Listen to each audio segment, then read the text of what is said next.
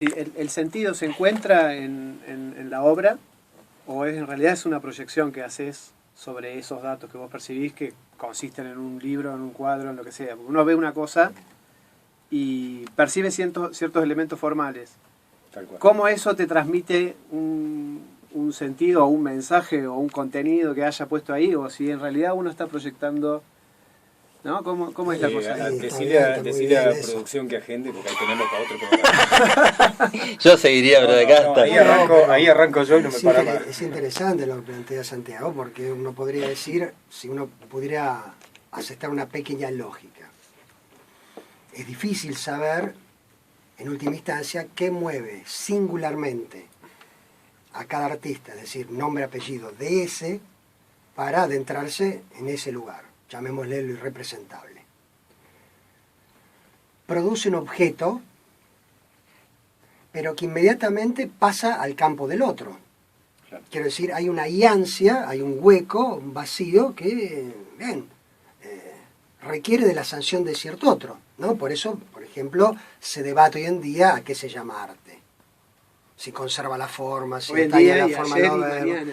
Sí, antes había un clasicismo tal vez un poco más forjado, estaban las buenas formas, uno se remite al Renacimiento, es tal vez la expresión máxima de las formas, el orden, la traza, tal vez la pintura, la escultura también.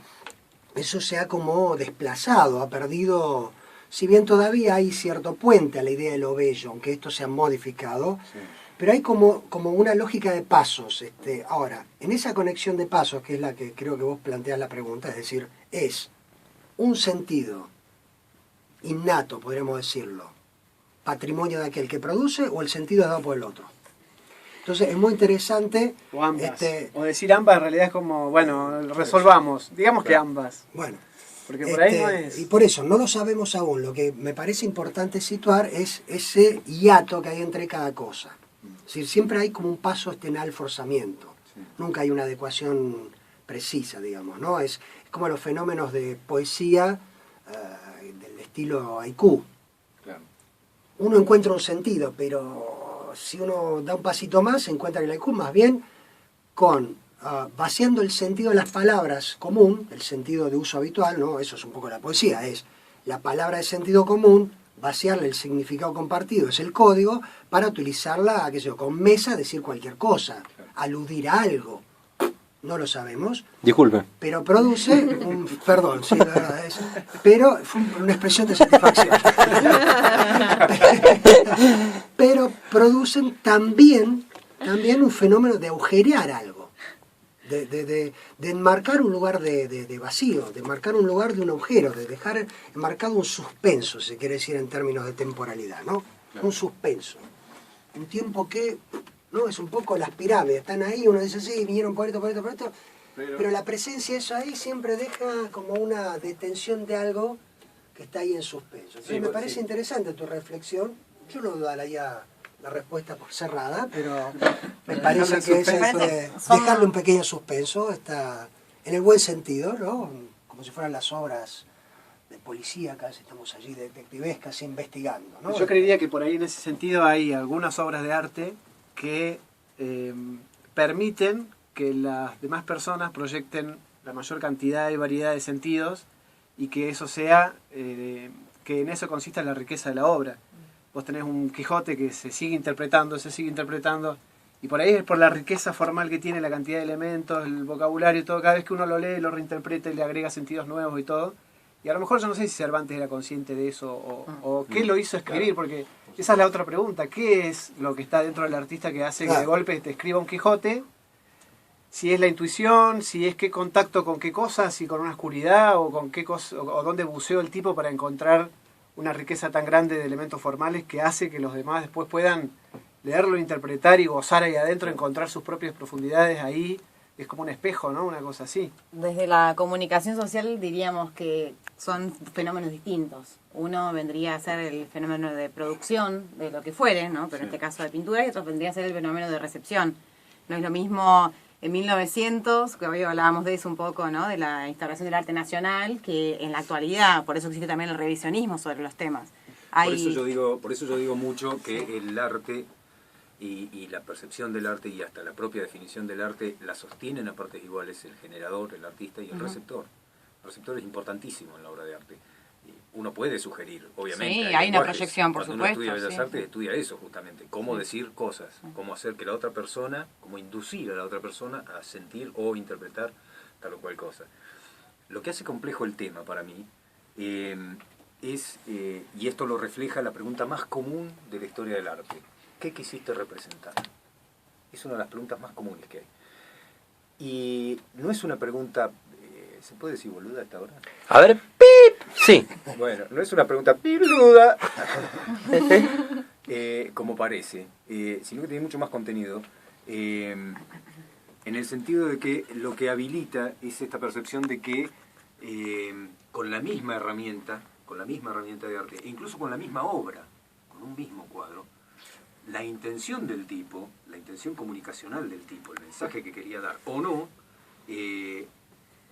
cambia totalmente. ¿Sí? O sea, ¿a qué me refiero? El ejemplo de Duchamp que hablábamos hoy, por ejemplo, el migitorio de Duchamp, es un meadero firmado, punto. Ahí no hay arte.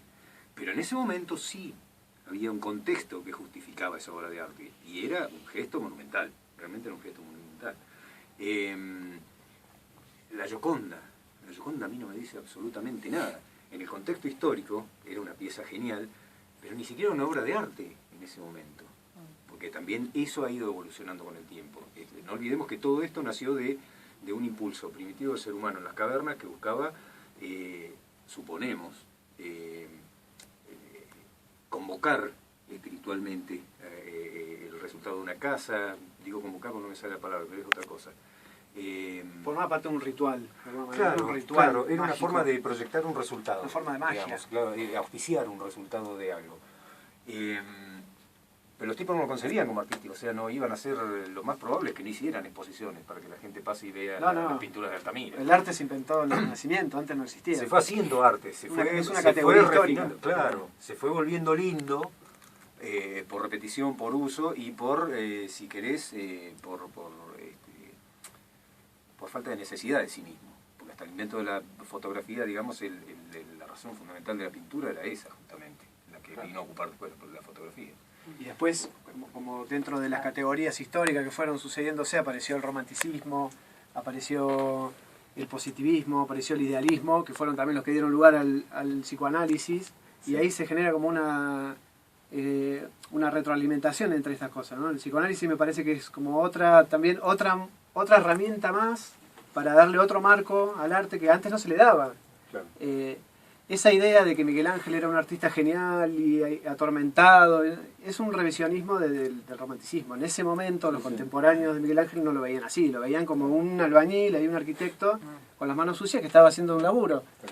El tormento y esa cuestión oscura la introdujo el romanticismo. Y del romanticismo tiene mucho también el psicoanálisis, ¿no? Se nutre un poco del Sturm und Drang, dice Freud. Del positivismo. Tormenta de pasión, tormenta y romance, sí. Claro, Freud si se quiere... Se nutre de eso, porque es la época, ¿no? Es el espíritu Freud, de la época, el romanticismo, el idealismo, el positivismo, ahí surge el psicoanálisis como una ciencia, que es el elemento positivista. Sí. A pesar de que luego rompe con eso, porque por ejemplo Freud con la idea del niño, como con deseos sexuales, perverso, polimorfo, etcétera, y como deudor de un inconsciente, rompe con la idea del niño romántico. Se nutre del romanticismo para, a pesar de que en Freud porque también esto es interesante leerlo, hay un Freud que es Freud persona, con sus ideales románticos, ideales de ilustración, ideales científicos, que sin embargo está en hiato respecto de la obra. Él es muy honesto intelectualmente respecto de su obra, que lo deslinda de su persona. La obra de Freud es subversiva respecto al mismo Freud. Claro. Freud paga las consecuencias de su obra, se podría decir. Sí. No hay una adecuación entre Freud y la obra. Freud era, se quiere, rengo en ciertas cuestiones y lo que inventa es algo que va más allá de sus carencias, de sus rasgos, etc. Ahora, lo que me parece interesante de lo que hablamos es que la obra de arte termina siendo un objeto que a diferencia de todas las teorías de los objetos en relación al conocimiento que hay, es un objeto que causa, es decir, hace hablar. Claro. No es el objeto del cual yo me apropio, el objeto del conocimiento, del logos. Rompe la idea, es al revés, es una idea que Lacan toma, dice, es el objeto causa. Rompe con toda una concepción epistemológica de años. Y hay algo de eso en el arte. El objeto que te hace decir, la gente se para delante de algo y empieza a opinar y a decir, y qué quiso decir, y cómo dijo decir, y a mí me despierta tal cosa. Pero permanece en un punto, se podría decir, inalterable, resistente a todas las significaciones. Eso tiene un valor muy interesante, por lo menos para nosotros psicoanalistas, cuando escrutamos y vemos y admiramos las obras de arte. Esa también fue un poco la idea con la que se quiso poner en contra de Duchamp, justamente cuando agarró un objeto cualquiera, lo filmó y lo puso en un museo. Dijo, miren, en realidad los objetos que ustedes creen que tienen un aura, que te hacen hablar, que te hacen opinar, qué sé yo agarro cualquier objeto y lo pongo en un museo y te hago creer que eso es una obra de arte. Y en realidad lo que convierte a un objeto en una obra de arte es la institución que lo contiene y que lo muestra y que lo adopta, y no otra cosa, no las características propias del objeto. Hoy cualquier cosa puede ser una obra de arte, siempre y cuando esté enmarcada, puesta en un museo, y la gente vaya y lo mire y se agarre la pera. Lo que pasa es que volvemos a lo que yo decía antes, esa gente que está pasando es la que va a sostener ese fenómeno o no. Exactamente, eso es la institución. Yo vi el migitorio, supuestamente era una reproducción, en el Museo Hoy estoy con la memoria, ¿Sabés cuál es el colmo mío? Que me falla la memoria RAM. Muy bien. En el museo de Constantini. En el de Constantini. Yo también lo vi. Sí, mira, me acuerdo de Constantini y no me acuerdo del museo. Es salame. De arte latinoamericano. El Malva. Me llamó la atención que la mayoría de la gente hacía lo mismo que hice yo. Pasé, vi, había el migitorio de Duchamp y seguí. Sí, porque no había... No, porque no había nada para mirar, era un migitorio. Sí. ¿Entendés? O sea, el gesto del momento era la obra de arte, no el migitorio. El migitorio era la herramienta que usó el tipo en el momento para hacer un hecho artístico. ¿Entendés? Por eso volvemos siempre a lo que digo, que es la percepción de la gente la que sostiene que eso sea una obra de arte o no. ¿Sí? Lo mismo con la Menezunda, lo mismo con todo lo que sea un happening, una puesta en escena para provocar un hecho histórico en el tiempo. Ni más ni menos. Una vez que pasó ese momento, ese contexto histórico, no tiene ningún sentido en sí mismo. No me estoy poniendo en contra del migitorio, pobre Duchamp, si me está escuchando, un besito. No, estás pensando como en las dinámicas de la vanguardia, que es lo que hablábamos hoy un poco también. En un contexto rompe esa vanguardia, después se institucionaliza por repetición, se vuelve una corriente y deja de romper y ahí, digamos, rompe otra vanguardia, o aparece otro estilo, o por la técnica. Lo que pasa es que igual la historia del arte está tapizada de cadáveres de revolucionarios. No nos olvidemos eso. O sea, vos te podés rebelar contra lo que quieras, pero si el tiempo no sostiene tu obra, lo único que fuiste fue un patotero. Claro. Es así. Claro. Yo tengo una pregunta para vos, que me vino ahora hablando de todo esto. Y es, ¿por qué, si es que esto es así, ¿no? ¿Por qué la psicología tiene una vinculación tan fuerte con específicamente la pintura y no con otros lenguajes a la par, como por ejemplo la literatura o la música? Porque siempre que se habla de psicoanálisis y de arte, se va a la pintura. Y al teatro también. O al teatro. Sí, la música, por ejemplo, no. Y la música, por ejemplo, tiene un impacto más directo en la persona, como estímulo. Te provoca un ánimo que la pintura nunca te provoca. Bueno, Eso no me llama sé la a qué te atención. referirás, si es psicología. Psicoanálisis no es psicología. Psicoanálisis, perdón, sí. Y en el psicoanálisis más bien predomina en las obras de Freud y Lacan la literatura. Ah, sí. Ah, mira, bueno, esa era la pregunta, ni más.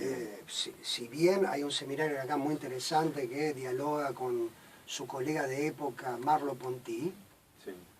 y se pregunta qué es un cuadro, y hace toda una elucubración, un trabajo exhaustivo de pensar qué es el cuadro, qué es la mirada, para qué está el cuadro, para qué sirve el marco, para dar la idea de la realidad. Hoy decía en el programa, la ficción se apoya en la realidad. Lacaniano diría la ficción y la realidad son lo mismo. La realidad es una ficción. Estamos dentro de un cuadro, es decir, el cuadro con que vemos aquello que llamamos realidad, más allá de que tenemos sentidos comunes compartidos para una determinada época. Es decir, frases, términos que se decantan y con los cuales